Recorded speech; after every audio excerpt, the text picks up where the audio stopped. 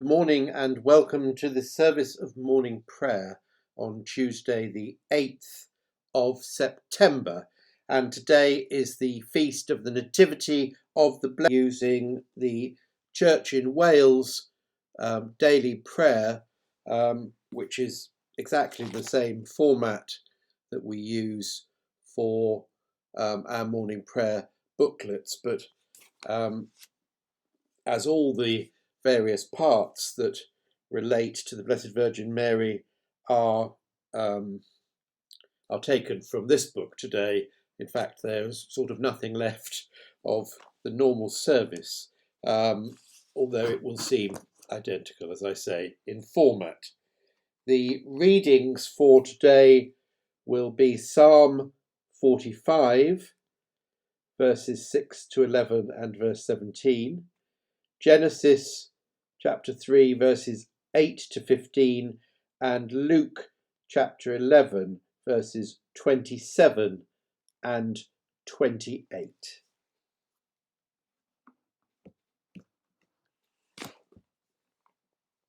In the name of the Father, and of the Son, and of the Holy Spirit. Amen.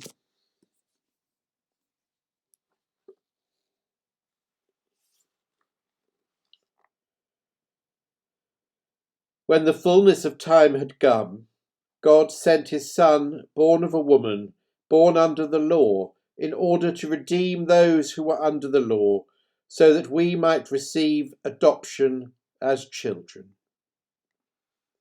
And the opening prayer of blessing.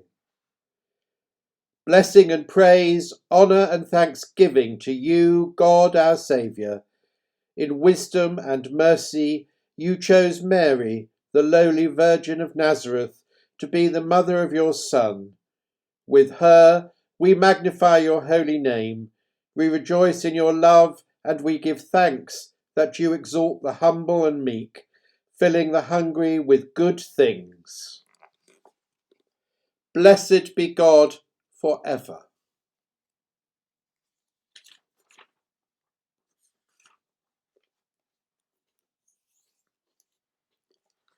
And we turn to our first reading from the Psalms. Psalm 45, verses 6 to 11 and 17.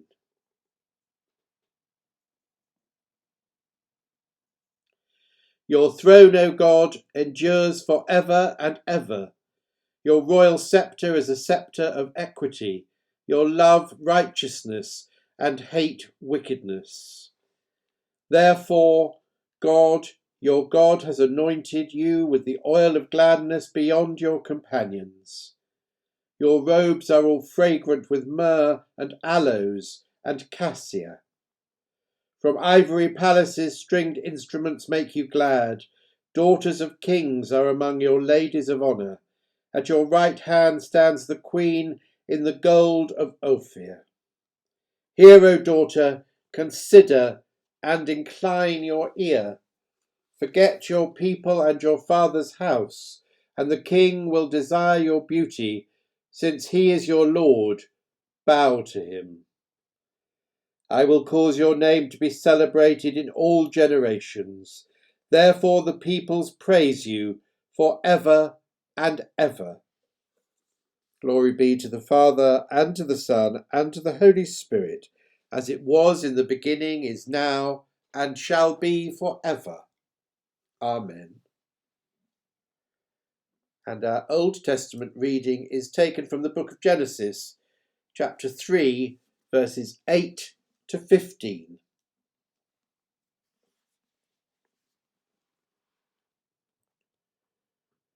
They heard the sound of the Lord God walking in the garden at the time of the evening breeze. And the man and his wife hid themselves from the presence of the Lord God among the trees in the garden. But the Lord God called to the man and said to him, "Where are you?" He said, "I heard the sound of you in the garden, and I was afraid because I was naked, and I hid myself." He said, "Who told you that you were naked? Have you eaten from the tree of which I commanded you not to eat?" The man said, "The woman whom you gave to be with me, she gave me fruit from the tree, and I ate." Then the Lord God said to the woman, "What is this that you have done?" The woman said, "The serpent tricked me, and I ate." The Lord God said to the serpent, "Because you have done this, cursed are you among all animals and among all wild creatures. Upon your belly you shall go, and dust you shall eat all the days of your life. I will put enmity between you and the woman, and between your offspring and hers. He will strike your head, and you will strike his heel." Hear what the Spirit is saying to the church. Thanks be to God.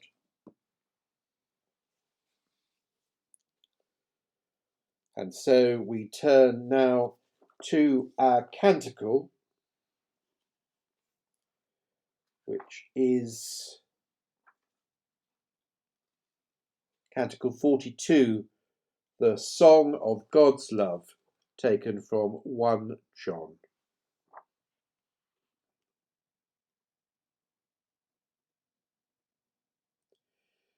In the womb of Mary you found a dwelling place on earth, O Christ. Remain forever in our hearts. Beloved, let us love one another, for love is of God. Everyone who loves is born of God and knows God.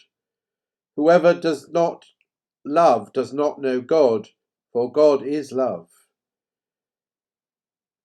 In this the love of God was revealed among us, that God sent his only Son into the world, so that we might live through him.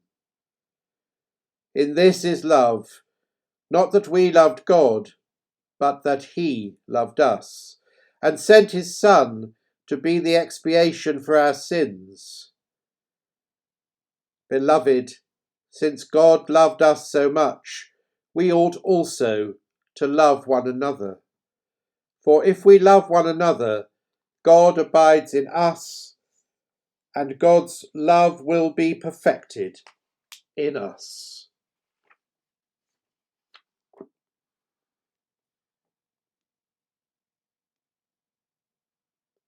In the womb of Mary, you found a dwelling place on earth, O Christ.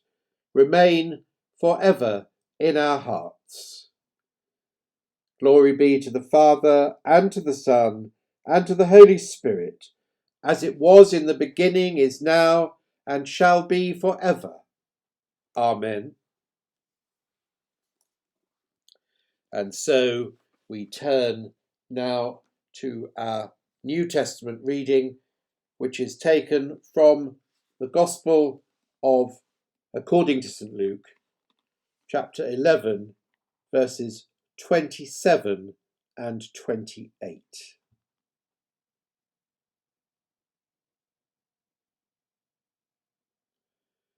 While he was saying this, a woman in the crowd raised her voice and said to him, "Blessed is the womb that bore you, and the breasts that nursed you." But he said, "Blessed rather are those who hear the word of God and obey it." This is the word of the Lord. Thanks be to God.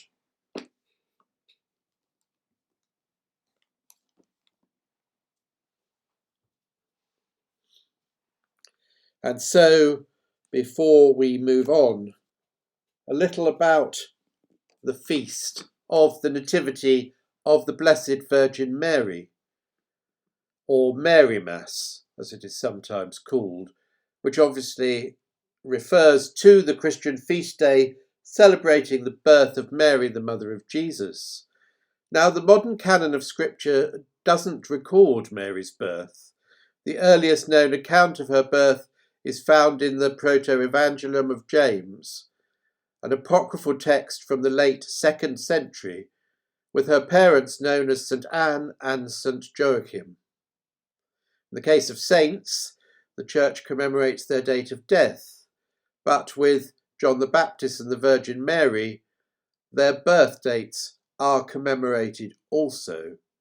The reason for this is found in the singular mission each has in salvation history, but traditionally also because these alone were holy in their very birth, for Mary in the Immaculate Conception and John being sanctified in Elizabeth's womb, according to the traditional interpretation of Luke. Devotion to the innocence of Mary under this Marian title is widely celebrated in many cultures across the globe.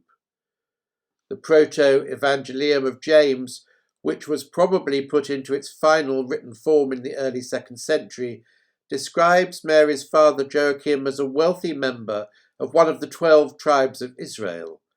He and his wife Anne were deeply grieved by their childlessness.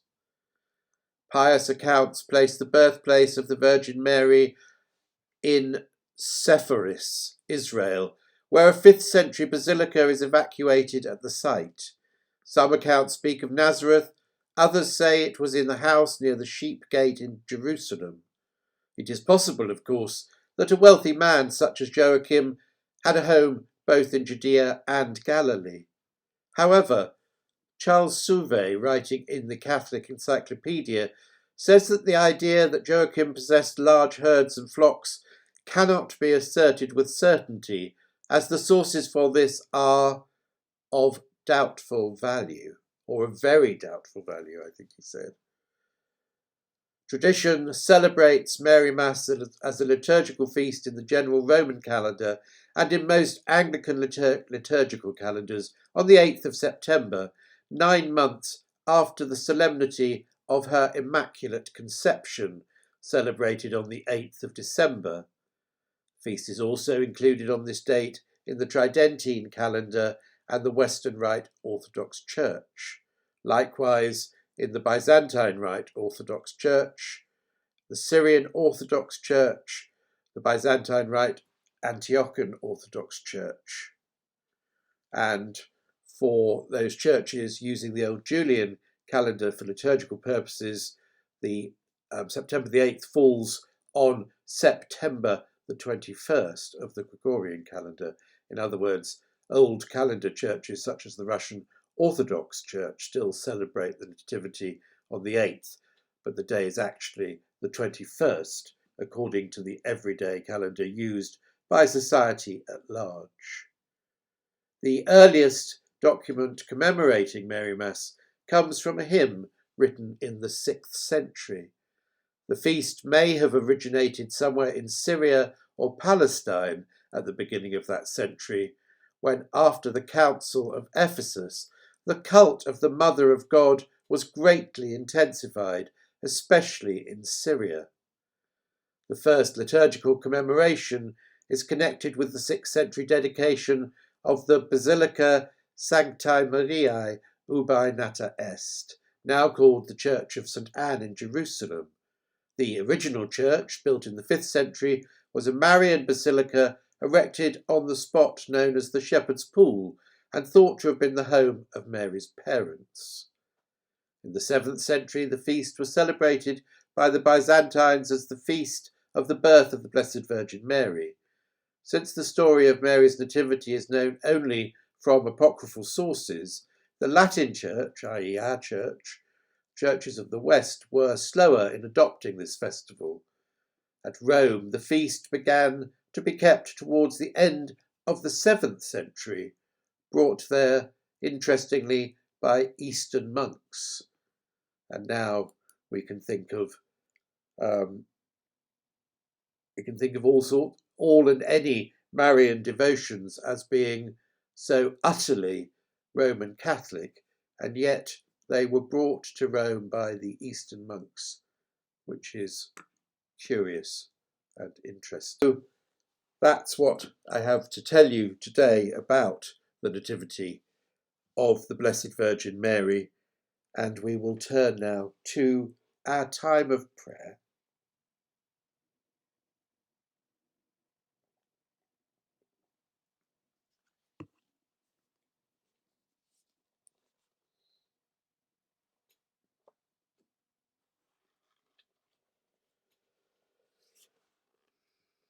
Let us pray to God the Father, who has reconciled himself all things in Christ. We pray for peace among the nations, that God may rid the world of violence and let peoples grow in justice and harmony. We pray for those who serve in public office, that they may work for the common good.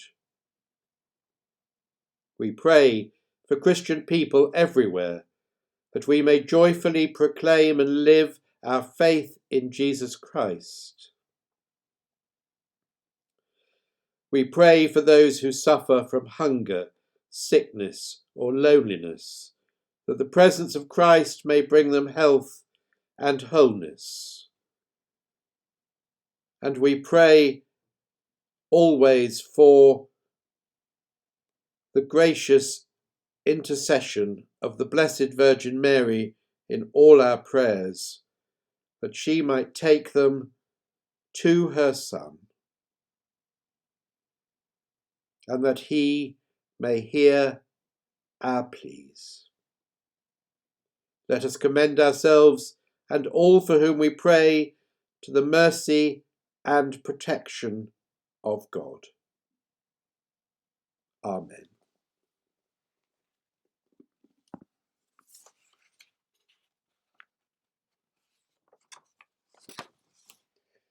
And we turn now to the collect for today.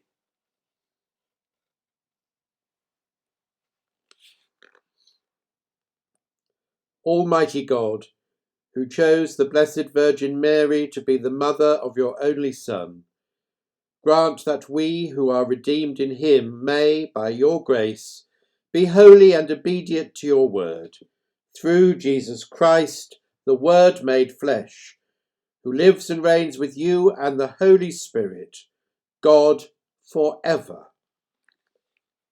Amen. And we join together all our prayers in the words of the Lord's Prayer. Let us pray with confidence as our Saviour has taught us. Our Father, who art in heaven, hallowed be thy name. Thy kingdom come, thy will be done on earth as it is in heaven. Give us this day our daily bread, and forgive us our trespasses, as we forgive those who trespass against us. And lead us not into temptation, but deliver us from evil. For thine is the kingdom, the power, and the glory, for ever and ever. Amen.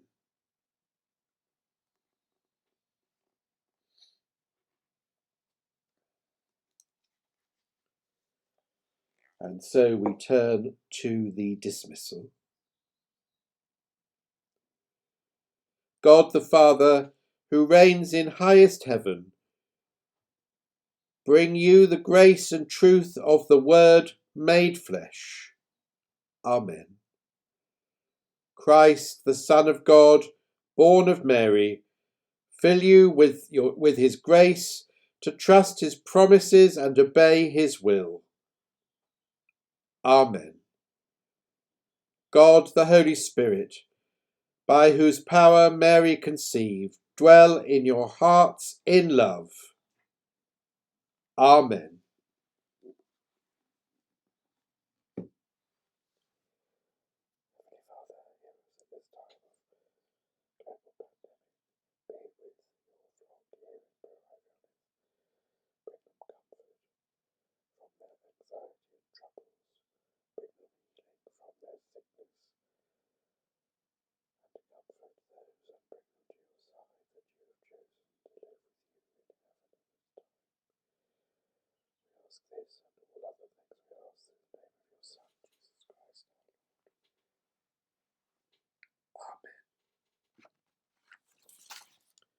And so, on this day of the feast of the Nativity of the Blessed Virgin Mary, we conclude with the grace. The grace of our Lord Jesus Christ, and the love of God, and the fellowship of the Holy Spirit be with us all evermore. Amen. God bless and keep safe.